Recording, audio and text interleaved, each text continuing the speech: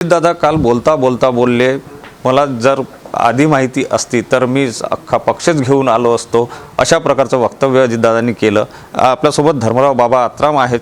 बाबा, कसं बघायचं अजितदादांच्या या वक्तव्याला? अजितदादांना मुख्यमंत्री व्हायचं होतं?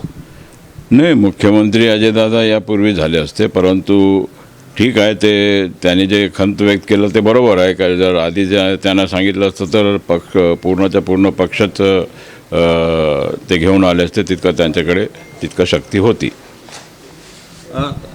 दादांना कुठेतरी डावलण्यात आलं असं म्हणायचं?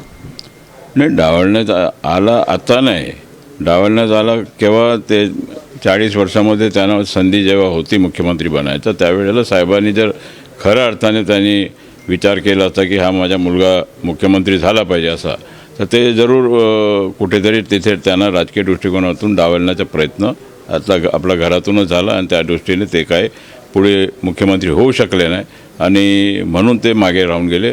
त्यांचा खंत बरोबर आहे की कुठेतरी घरातून डावलण्यात आलेलं आहे, परंतु आता या येणारा जे 2-2.5 महिन्यामध्ये जे निवडणूक होतील त्याच्यामध्ये आमचं सरकार येईल आणि बनेल हे तितकं खरं आहे आणि त्या दृष्टीने ते मुख्यमंत्री बनतील। अजितदादांनी हे सुद्धा म्हटलं की मी सिनियर होतो फडणवीसांपेक्षा किंवा एकनाथ शिंदेंपेक्षा, तरी पण मला मुख्यमंत्रीपदाची संधी नाही भेटली। आणि तुम्ही ज्याप्रमाणे सांगता घरूनच डावलण्यात आलं, शरद पवारांनी जाणून बुजून डावललं असं म्हणायचं? नाही, ते अजितदादा जे आहेत माननीय उपमुख्यमंत्री, ते सर्व सिनियर आहेत, ते ठीक आहे सिनियर आहेत, परंतु ज्युनियर माणूस राजकारणामध्ये कोण मुख्यमंत्री बनते काय बनते ते संधी कोणाला होते ते नशिबाचा खेळ असतो। परंतु जेव्हा चांगला काळ होता, तिथे अधिकार आपला होता, त्यावेळेला त्यांना घरातून डावलण्यात आलं। आता त्यांनी जे व्यक्ती हे जे बोलले की आता आम्हाला डावलण्यात आलं, आता काय तिन्ही पक्षाचा महायुती आहे आणि त्या दृष्टिकोनातून त्यांना संधी थोडा पण मागे राहिलो, म्हणून एकनाथरावजी शिंदे ते मुख्यमंत्री झाले।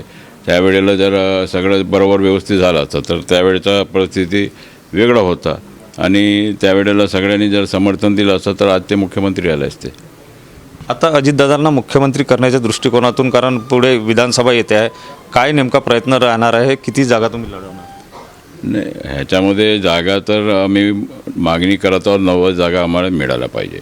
आता महायुतीमध्ये बसल्यानंतर ठरेल की कोण किती जागा लढायचं आणि काय लढायचं, आणि ज्या जागा आम्हाला मिळतील ते 100% निवडून आणायचं असं आमच्या पक्षाचा निर्धार झालेला आहे आणि आम्ही ते आम्ही पुढच्या कामाला लागलेलो आहोत। महायुतीमध्ये 3 पक्ष आहे आणि त्याच्यामध्ये भाजप हा मोठा पक्ष आहे, अशामध्ये अजितदादांना मुख्यमंत्री बनता येईल का? आणि त्यांचं जे स्वप्न आहे ते पूर्ण करण्याच्या दृष्टिकोनातून काय नेमका मग प्लॅन करावं? नाही, ते मुख्यमंत्री कोण बनायचा काय बनायचा हा महायुतीचा जे निवडणूक झाल्यानंतर कोणाचा पक्ष किती येईल काय येईल हे तितकं ते महत्त्व नाही, परंतु जे काय आता वरिष्ठ लेवलवर काय बोलणं झालं काय नाही बोलणं झालं त्याच्यावर सुद्धा काय गोष्टी झाल्या हे अंदरुनी जे बाब आहे ते आम्हाला काही माहीत नाही आणि त्या दृष्टिकोनातून आमचा एकच विचार आहे की ते मुख्यमंत्री अजितदादा पवार झाले पाहिजे असा आमचा तरी विजन आहे आणि त्यामुळे आमचा एकच आहे की जास्तीत जास्त जागा निवडून आणायचं। नक्कीच अजितदादा मुख्यमंत्री झाले असते, परंतु त्यांना घरातूनच डावलण्यात आलं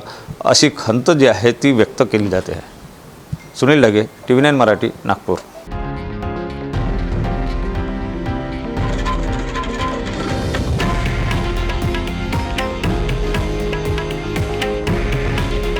हे आहे देशातील नंबर 1 न्यूज नेटवर्क आणि आपण पाहत आहात TV9 मराठी।